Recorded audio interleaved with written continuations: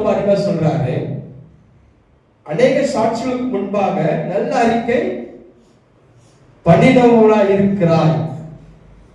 இப்போ உங்களுக்கு விசுவாசம் ஒரு போராட்டம் வருதுன்னா, எதுக்காக போராட்டம் வருது என்றால், நீங்க விசுவாசத்தை ஒன்று அறிக்கை பண்ணினே இருக்கிறீங்க. அதான் விசுவாச அறிக்கை. விசுவாசத்துல போராட்டம் அப்படின்னு என்றால் என்ன? உங்களுக்கு வருகிற பிரச்சனை எல்லாம் அது போராட்டமா வர்றது இல்லை. நீங்க ஏதோ ஒரு விசுவாசிங்க, விசுவாசித்து இப்ப அறிக்கை பண்றீங்க.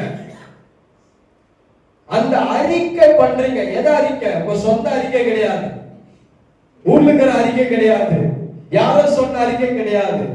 உங்களுக்கு ஒரு நல்ல ஃபைட், விசுவாசத்துல ஒரு போராட்டம் வருதுன்னா, இன்னைக்கு கிறிஸ்துவுக்கு இந்த விதமான போராட்டமே கிடையாது.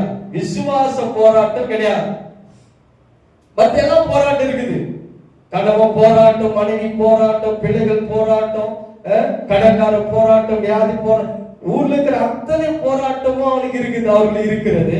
ஆனா விசுவாச போராட்டம் இல்லை, கிடையாதுங்க. ஒரு விசுவாசி கூட கிடையாது, விசுவாச போராட்டம் கிடையாது. எப்படி சொல்றீங்கன்னு கேக்குறீங்களா?